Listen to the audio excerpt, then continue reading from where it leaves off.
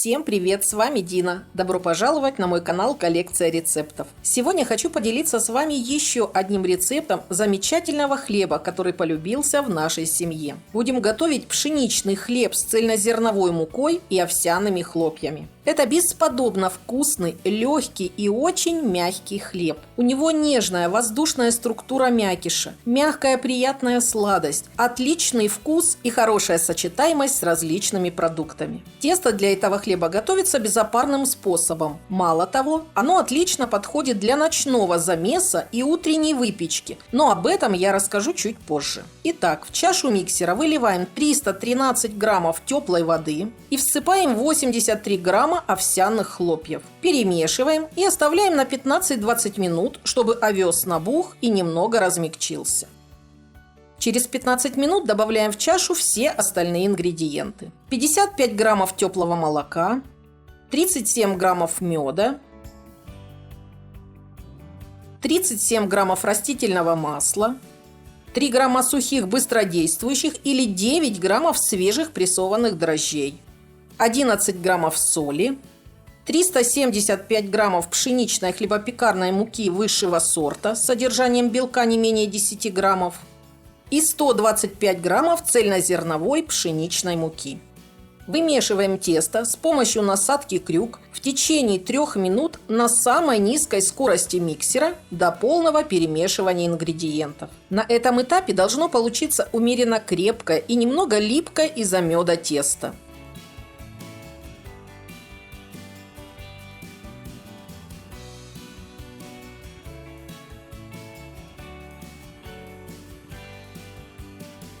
Переключаем миксер на вторую скорость и замешиваем еще 3,5-4 минуты.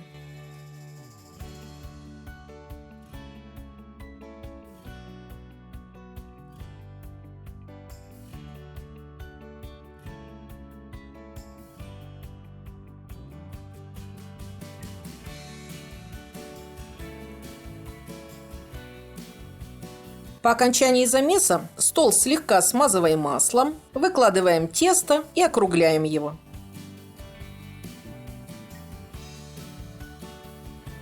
В результате должно получиться приятное на ощупь тесто средней консистенции с умеренно развитой клейковиной, общим весом чуть больше килограмма, а точнее 1 килограмм 40 граммов. Чашу смазываем маслом, перекладываем в нее тесто, накрываем пленкой и убираем в теплое место для брожения на 2 часа с промежуточной обминкой через час.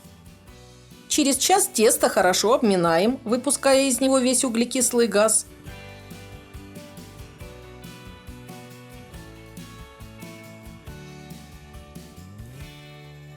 Округляем и снова отправляем на 1 час в теплое место для подъема.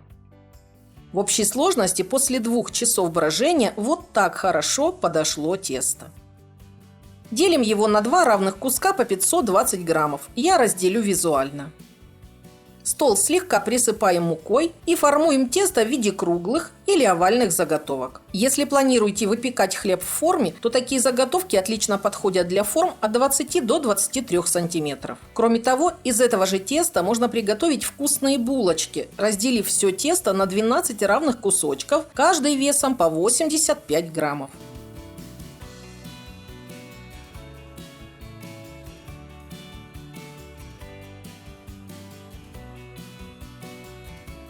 Выкладываем заготовки на расстоянии друг от друга на противень, застеленный тефлоновым ковриком.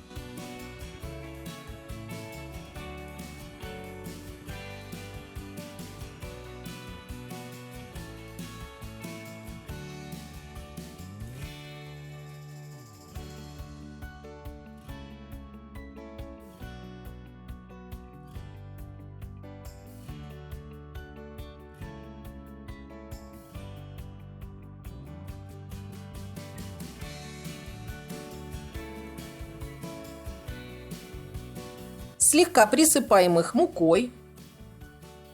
накрываем пленкой, чтобы предупредить заветривание и образование корки, и оставляем на окончательную расстойку. Время расстойки будет зависеть от условий, которые вы создадите. При комнатной температуре от 1,5 до 2 часов, а при температуре 30 градусов в течение часа. Хорошо подошедшее тесто можно оставить как есть или сделать отделку, придающую привлекательный и аппетитный внешний вид. Смазываем заготовки обычной водой и присыпаем слегка раздробленными овсяными хлопьями. Отправляем противень в духовку, разогретую до температуры 225-230 градусов, и выпекаем при среднем пароувлажнении. Ставим противень на второй снизу уровень и сразу же наливаем стакан крутого кипятка в хорошо раскаленную плоскую емкость. Поскольку в тесте присутствуют молоко, мед и масло, способствующие интенсивной колеровке корочки, то через 15 минут снизьте температуру до 210 градусов и выпекайте еще 10-15 минут. У меня хлеб выпекался 25 минут, но вы ориентируйтесь на возможности и особенности вашей духовки. Достаем готовый хлебушек. И вот такой красивый со всех сторон он получается.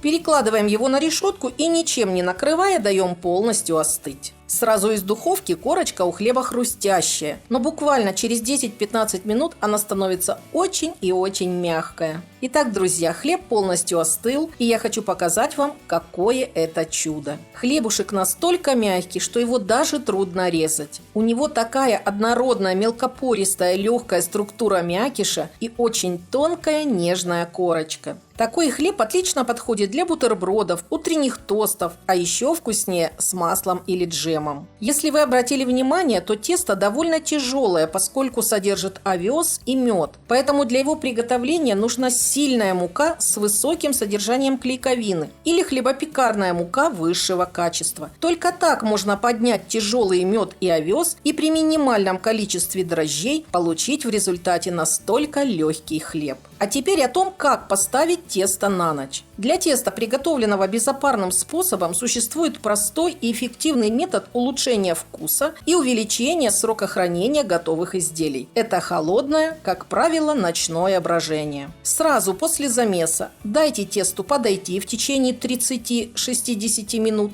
Сделайте обминку, накройте пленкой и отправьте в холодильник на ночь. На следующий день тесто готово для формовки, расстойки и выпечки. Это еще одно преимущество данного рецепта. Готовьте с удовольствием, и пусть ваши родные каждый день наслаждаются вкусом и ароматом настоящего домашнего хлеба. Желаю всем удачной выпечки и приятного аппетита! Если вам понравился этот рецепт, ставьте пальчик вверх и не забудьте поделиться им с друзьями. Я рада, что вы готовите вместе со мной, оставляете отзывы и задаете вопросы в комментариях. Кто недавно на канале Коллекция рецептов, подписывайтесь и нажимайте на колокольчик, чтобы не пропустить мои новые видео. У меня на канале много различных плейлистов, в том числе хлеб и тесто. Кому интересно, посмотрите. Все ссылки на экране и в описании. С вами была Дина. До новых встреч, до новых рецептов.